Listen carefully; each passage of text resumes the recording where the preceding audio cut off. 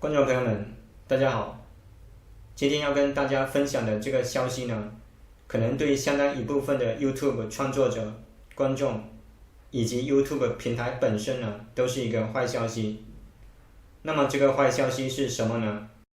其实就是在上个月刚刚通过的欧盟版权指令。这个版权指令意味着今后 YouTube 的创作者们要面临着更加严格的审核条件，他们的收益可能也要受到很大的影响。我简单介绍一下这个版权指令。这个版权指令是欧盟在2016年提出的，目的就是扩大欧洲对知识产权的保护。欧洲议会在2019年3月26日表决通过了这个法案。4月份的时候，欧盟理事会也采纳了这个法案，但是欧盟成员国还有2年的时间来修改他们国内的法律，使之符合这个版权指令的要求。也就是说呢，这个法案至少还要2年的时间才能生效。那么这个法案对 YouTube 这些自媒体平台影响最大，也是最有争议的，主要是2个条款，第15条和第17条。第15条就是原来草案中的第11条，这一条的主要内容是，今后任何的盈利性的互联网公司，只要使用了某个新闻片段或者链接呢，就要取得新闻机构还有记者的同意，并且向他们支付报酬。而且这些新闻机构有权禁止互联网公司设置链接到他们编写的文章。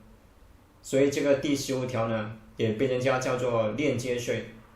以后可能会对互联网新闻行业产生很大的负面影响。微软、谷歌、雅虎这些互联网公司呢，他们可能会为了避免支付巨额的费用，然后就减少甚至是停止收录新闻，所以用户想在互联网上搜索新闻呢，就会越来越困难。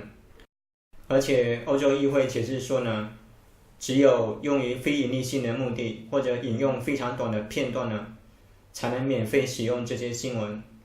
比如像维基百科这些公益性的网站，或者用于学校教育方面。按照这个说法呢，即便是 YouTube 上面的这些自媒体频道，只要他们开通了盈利功能，就会受到这个条款的约束。所以今后的新闻传播权还有评论权呢，可能就会从各种各样的互联网平台重新回到专业的新闻机构手上。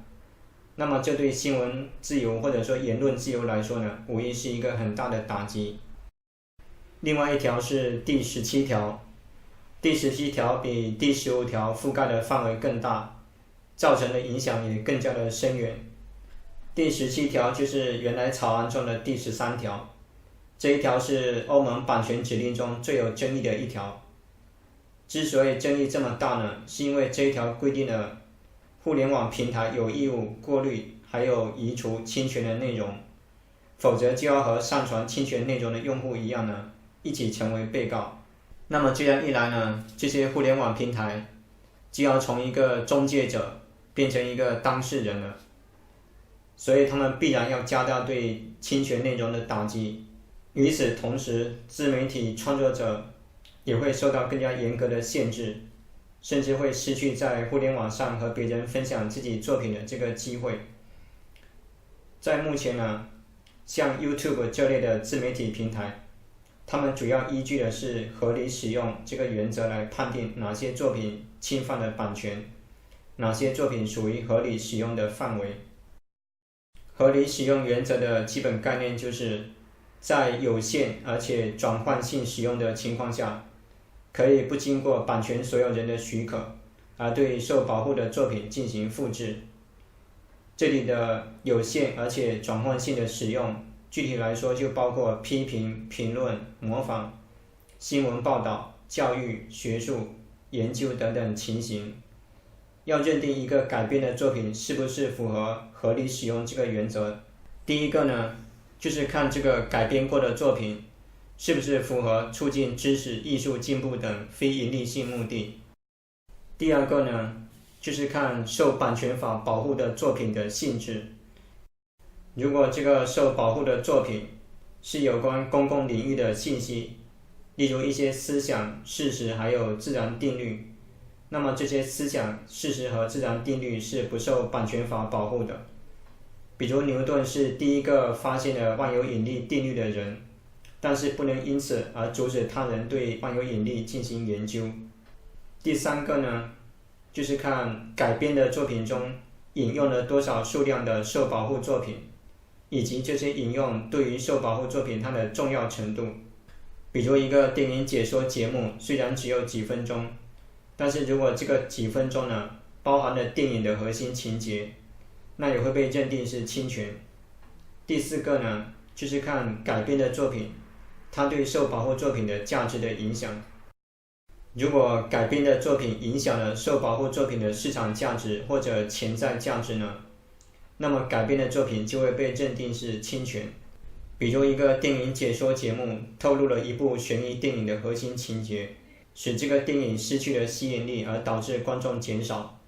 那么这个电影解说节目就可能被认定是侵权。这个合理使用原则可以说是 YouTube 这些自媒体平台发展壮大的一个基石。但是如果欧盟的版权指令开始生效呢，那么这个基石可能就要发生动摇。因为这个版权指令它有一个很要害的地方，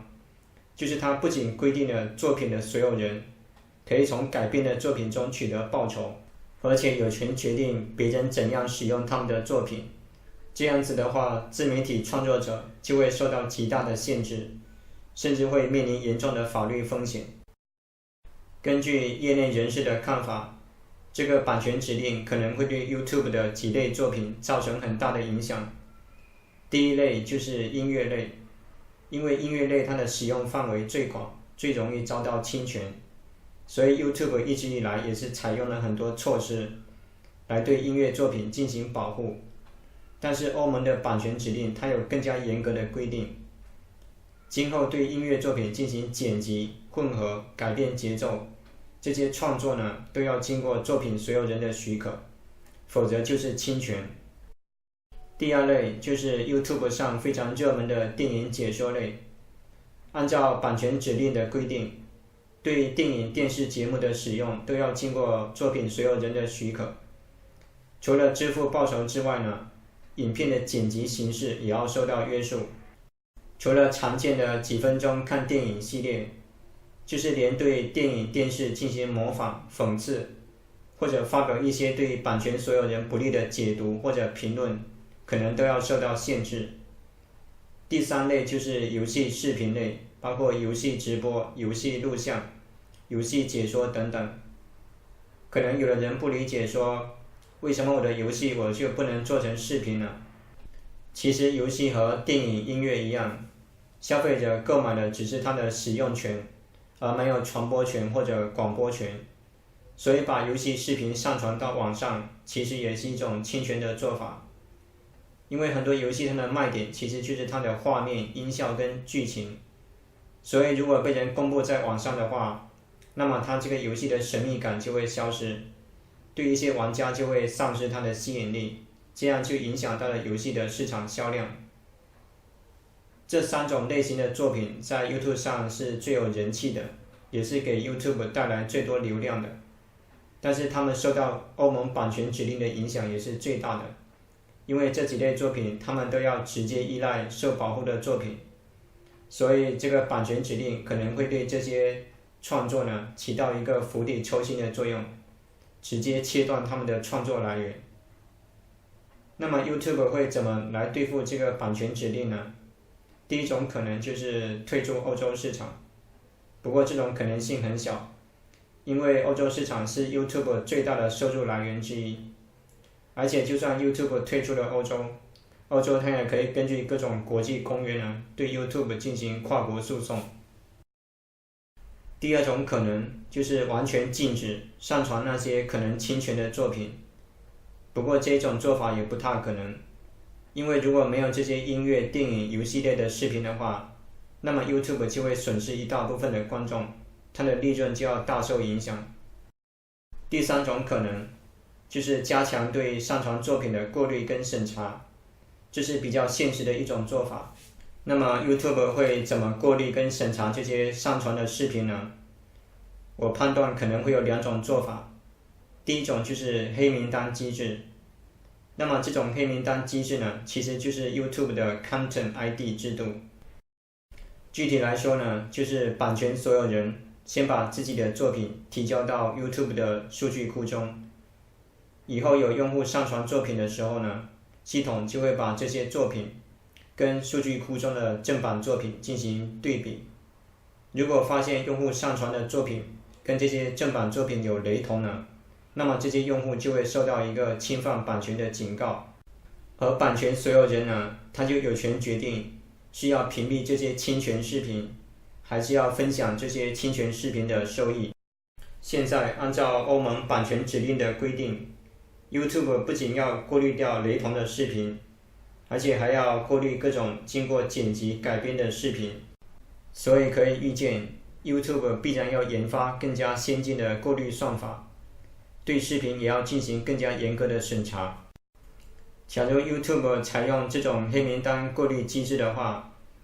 确实会对自媒体创作者产生很大的影响，但是毕竟还是给这些作者留下了一些创作的空间。这些自媒体作者呢，他们可以选择向版权的所有人支付费用，取得版权所有人的许可，对他们的作品进行改编，或者干脆就是不碰这些容易侵权的题材。但是假如 YouTube 采用另外一种过滤机制，